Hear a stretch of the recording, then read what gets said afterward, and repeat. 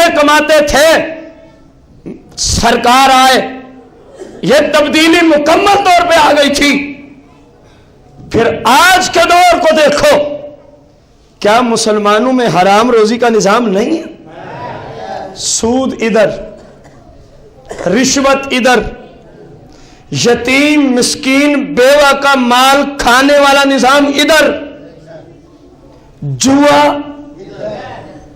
کتنی بڑی بدبختی ہے۔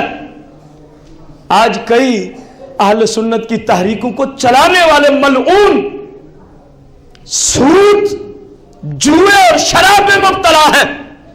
سنیو، ڈوب کے مر جانے کا مقام ہے اس شرابی، جوا، سود خور کو جس کی شکل یہودیوں جیسی ہے، تم اپنا لیڈر مان کے اس کے پیچھے لبیک کہتے ہو، ڈوب کے مر جانے کا مقام ہے کہ نہیں ہے؟ جب غور کریں گے تو بہت سارے آپ کو نظر آئیں گے۔ میں یہاں نامینیٹ کرنے نہیں بیٹھا، میری ذمہ داری ہے اصول سمجھا دینا۔ آگے اصول میں بھی ہوں تو آپ مجھے بھی کہہ سکتے ہیں کہ آپ میں یہ غلطی ہے، میں آپ کا شکر گزار بنوں گا کہ آپ نے میری غلطی بتائی، کیونکہ بندے کا سب سے اچھا دوست وہ ہے جو آپ کی شرعی غلطی پر آپ کی رہنمائی کر دے۔ اس سے اچھا دوست کائنات میں کوئی نہیں ہوتا، یہ ذہن میں رکھیں۔ آج جو سود کا نظام ہے، کسی سے پوشیدہ؟ میں جی 10 حج کر چکا ہوں، کمائی کہاں سے؟ سارا پیسہ سود کا ہے۔ تیرے 10 حجوں پہ شاید کو 10,000 مرتبہ تیرے اوپر لعنت پڑ چکی ہے، تو لوگوں کو کہتا ہے مجھے الحاج کہو، پیسہ تو تیرا سارا حرام کا تھا۔ میں جی اتنا مسجد کو دیتا ہوں، اور کماتا کہاں سے؟ سود میں کھاتا کھلوایا ہوا، سود پہ قرض دیتا ہے، رشوت لیتا ہے، جوئے کے ذریعے کماتا ہے۔ سن لو مسئلہ، جو حرام روزی اللہ کے راستے میں صدقہ کرے پھر امید رکھے کہ مجھے ثواب ملے گا، تمام فقہاء اسلام نے اس بندے پہ کفر کا فتویٰ دیا ہے۔ نجس چیز کو اپنے لیے پسند نہیں کرتا، اللہ کی بارگاہ میں بھیج رہا ہے۔ شرم و حیا ختم ہو گئی۔ سرکار کے زمانے میں یہ بے حیائی ختم ہو گئی تھی حرام روزی والی، آپ کی آمد سے پہلے تھی، آج پھر لوٹ آئی ہے۔ آج پھر اس کی بہت ساری جہات ہیں، خود سمجھتے رہنا۔ میں کیونکہ اپنے مقصود کو پھر پورا کرنے میں کامیاب نہیں ہو سکتا اگر میں اس کی ایک ایک جزی کی طرف جاؤں۔ سرکار کی آمد سے قبل جو طائف کے قریب میلہ لگتا تھا، اس میلے میں لوگ کس طرح جاتے تھے؟ جو سن چکے وہی دوہرا دیں۔ مرد اور عورتیں اور نیم عریاں لباس، باوجود لباس کے ننگی ہوتی تھیں۔ وہاں میلے میں ہوتا کیا تھا؟ عیش و عشرت کا ہر قسم کا سامان مہیا، شراب وہیں، زنا وہیں، ڈانس وہیں، ناچ وہیں، گانے باجے، جوا وہیں۔ میرے بھائی اس بات کو سوچ سمجھ، یہ تیرے میرے آقا کی آمد سے پہلے کے حالات، جب رسول اللہ نے دنیا میں قدم ٹکایا، یہ ساری فحاشی ختم ہوئی تھی کہ نہیں ہوئی تھی؟ پھر آج اپنے زمانے میں فلاں بابے کا عرس ہو رہا ہے، فلاں بابے کا نظام وہی ہے جو ادھر تھا۔ لڑکیاں لڑکے مرد عورت اکٹھے، وہ ادھر مشرکین مکہ ناچتے تھے جس طرح، یہ آج درباروں والوں کو، دربار والے کو بدنام کرتے ہوئے جو سجادے نشین، ظالم قسم کے سجادے نشین بیٹھے ہیں، انہوں نے وہی کلچر جو سرکار کی آمد سے پہلے عرب کے بدو کے اندر، عرب کے چہلا کے اندر رائج تھا، انہوں نے آج مسلمانوں کو وہ دیا ہے کہ نہیں دیا؟ میں ایک دو رات پیچھے ایک جگہ محفل پہ گیا، وہاں مسجد کے قاری صاحب، قاری محمد اسماعیل صدیق کی دامت برکاتہم العالیہ، مجھے کہنے لگے، میں ایک جگہ غالباً شاید کوئی گجرانوالہ یا شیخوپورہ کا علاقہ بتایا، کہنے لگے میں ایک جگہ محفل پہ گیا تو ابھی میں کچھ دور تھا تو مائک سے اعلان ہو رہا تھا، سننا، جتنی عورتیں آئی ہیں، جتنے مرد آئے ہیں، تم سب کے سب اس بابے کے ہو مرید، اس لیے آپس میں تم کیا لگتے ہو؟ بہن بھائی۔ کیا لگتے ہو آپس میں؟ اب چادر چڑھنے لگی ہے، کوئی پردہ نہیں ہمارے دربار پر، سارے اکٹھے ہو کے آؤ۔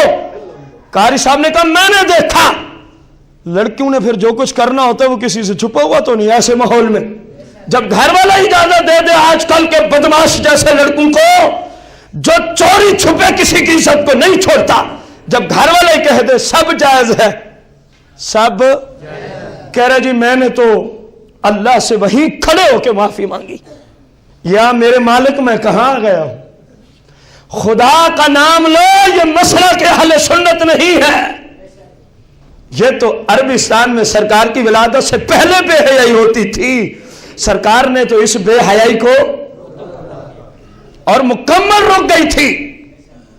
آج وہی بے حیائی ہمیں نظر آتی ہے تو چور ڈاکو پین کے آستانوں پہ۔ نمبر 2، اب ذرا ولادت کی خوشی منانے والے بھی تیار ہو جائیں۔ یہ جو بازار سجتے ہیں، گلیاں سجتی ہیں، بازاروں میں پہاڑیاں بنتی ہیں، نہ جانے کتنے ہزاروں روپے اس کام پہ لگائے جاتے ہیں، اور پھر جب رات آتی ہے 11 اور 12 کی کچھ نہیں ہوتا۔ جہاں میں بھول جاؤں کھڑے ہو کے مجھے سمجھا دیجئے گا، میں شکریہ ادا کروں گا۔ جب رات آتی ہے 11 اور 12 کی تو پھر رات کو کیا ہوتا ہے؟ کچھ نہیں ہوتا۔ بول دو، آپ نہ بھی بولو تو میں نے تو بولنا ہی ہے، میری مجبوری ہے۔ وہی نظام ہوتا ہے کہ نہیں ہوتا جو سرکار کی آمد سے پہلے میلے میں ہوتا تھا؟ چھوٹے چھوٹے بازار، پھر پہاڑیاں بنا کے ان کو مزید چھوٹا کر دیا جاتا ہے۔ لڑکیاں اور لڑکے اختلاط ہوتا ہے کہ نہیں ہوتا؟ ایک دوسرے کے جسم کے ساتھ جسم ٹچ ہوتا ہے کہ نہیں ہوتا؟ میرے سنی بھائیوں، میرا آپ سب سے سوال ہے، مجھے بتاؤ کیا میلاد کی خوشی کا یہی طریقہ ہے؟ پھر کرتا کون ہے؟ آپ تو کہہ رہے نہیں، کرتا کون ہے؟ جوہلا قسم کے لوگ، وہ مٹھی بھر جاہل سنی جنہوں نے میرے اور آپ سب کے مسلک کو بدنام کر کے رکھ دیا ہے۔ میں ان اپنے بھائیوں سے اپیل کر رہا ہوں، خدا کا نام لو، یہ مسئلہ کی نہیں ہے، خدا کا نام لو، ان کاموں کو چھوڑ جاؤ، یہ اسلام نہیں ہے، یہ اسلام نہیں ہے۔ تمہیں بہت زیادہ شوق چڑھا ہے نا سرکار کی ولادت کی خوشی کا، پہلے تو نماز نہیں پڑھتا تو اس رات اللہ کی بارگاہ میں جھک جا اور توبہ کر، یا اللہ تیرے محبوب کی ولادت کی مجھے خوشی ہوئی ہے، آج کے بعد میری کوئی نماز قضا نہیں ہوگی۔ یہ ہے ولادت کی خوشی۔ میں پوچھتا ہوں اس کام کو شروع ہوئے کتنا عرصہ ہوا ہے؟ ٹھیک ہے یہ جائز ہے، میں اس کو گناہ نہیں کہہ رہا، یہ مساجد کی حد تک، گھروں کی حد تک میں اس کو ناجائز نہیں قرار دے رہا، کیونکہ جس کو اللہ رسول حرام قرار نہ دے میں کون ہوتا ہوں حرام قرار دینے والا۔ لیکن جس طرز عمل پہ آپ بازار چلے گئے، جس نے 50,000 ایک پہاڑی پہ لگا دی اپنی دکان کے سامنے، اس سے پوچھے 500 کی پہاڑی تیرے گھر میں بھی بنی تھی؟ اگر نہیں تو جواب کیا ہے؟ ادھر تو عورتوں نے دیکھنا ہے، وہاں کون آئے گا دیکھنے سوائے اس کی اپنی ماں بہن کے؟ ادھر تو لوگوں نے شاباش دینی ہے، چودھری صاحب کی دکان بڑی سجی تھی، فلاں ملک صاحب کی دکان اتنی سجی تھی، خان صاحب کی اتنی سجی تھی۔ میرے بھائی اس نیت سے تو نماز بھی پڑھ لو تب بھی لعنت اترتی ہے، لعنت۔ اس کو کہتے ہیں ریاکاری، اس کو کہتے ہیں۔ اب انصاف کرتے ہوئے بتانا، جس طرز عمل پہ یہ نظام نکل چکا ہے، مسلک کو بدنام کر رہا ہے کہ نہیں کر رہا؟ تو پھر ہم سب کی ذمہ داری ہے کہ نہیں ہے کہ جو چیز مسلک کو بدنام کروا رہی ہے کم از کم ہم اس چیز کو روک کے۔ اب قیامت کے دن میرے اوپر یہ سوال نہیں ہو سکتا، میں نے جو اسلام کی حق کی آواز تھی، اہل سنت جس علاقے میں رہتا ہوں آپ تک میں نے پہنچا دی ہے، اب قیامت کو کوئی یہ نہیں کہہ سکتا یا اللہ اس نے تو ہمیں سمجھایا ہی نہیں تھا. اور میری اس کلام پہ بہت سارے سنی مجھ سے خفا بھی ہوں گے، لیکن مجھے اس بات کی کوئی پرواہ نہیں ہے. میں کیونکہ سنیوں سے لے کے کھاتا نہیں، مجھے رزق اللہ دیتا ہے، مجھے رزق تو میں تبلیغ بھی اللہ کی دین اور اسلام کی کرتا ہوں. جس کو پسند آئے آئے، جس کو نہ آئے گھر بیٹھا رہے، کوئی مسئلہ ہی نہیں. میرے بھائی خدا کا خوف کرو. یہی بندہ جو 20-30 ہزار روپے گلی پہ خرچ کر چکا ہے، اس کے قریب ایک مریض ہے، کمزور ہے، ضعیف ہے، معیشت کی چکی میں پھنسا ہوا پسا ہوا ہے، جو دوائی نہیں لے سکتا. اگر وہ اس کے پاس آ جائے تو اس کو بخار چڑھ جاتا ہے. اگر تو رسول اللہ کو خوش کرنے کے لیے کر رہا ہے تو میں اہل سنت کا، میں ضرورت کے تحت جملے عرض کر رہا ہوں، اہل سنت کا مفتی ہونے کے ناطے سے تجھے فتویٰ دیتا ہوں، خدا کی قسم تیرے 50 کروڑ اس بازار پہ لگ جائیں، اس سے 50 روپے کا ثواب زیادہ ہے جو تو کسی ضرورت مند مسلمان کی ضرورت کو پورا کر دے گا.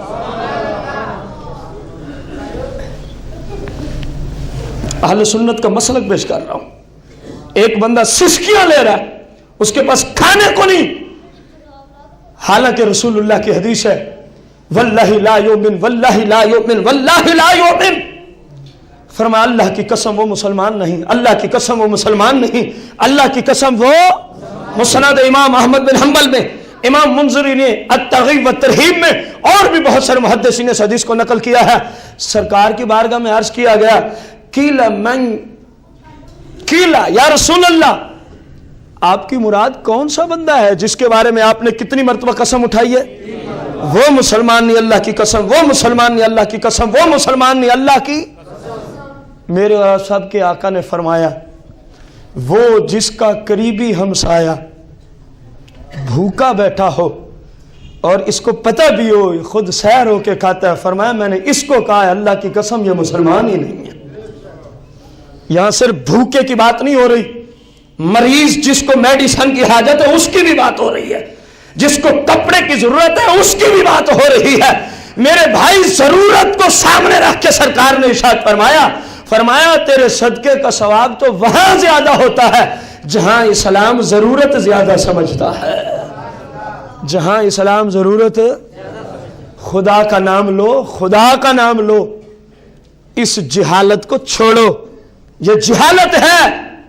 سرکار کی ولادت کی خوشی کا یہ طریقہ اسلام والا نہیں. اسلامی طریقہ یہ ہے کہ بندہ گناہوں سے توبہ کر کے سرکار کی سنت پہ چلنا شروع کر دے. جس بندے نے اس طرح ولادت کی خوشی منا لی ہے، شاید اس سے عظیم بندہ کوئی اور ہو، شاید اس کائنات میں اس جیسا فضیلت والا کوئی بندہ اور، الا یہ کہ اور بھی اسی طرح خوشی منائے کہ آج تک میں بھولا رہا، بھٹکا رہا، مجھے آج کی رات احساس ہوا ہے یا رسول اللہ آپ تو اس لیے آئے تھے تاکہ لوگ گناہوں سے بچ جائیں، آپ تو دنیا میں اس لیے تشریف لائے تھے تاکہ لوگ صرف اللہ والے بن جائیں.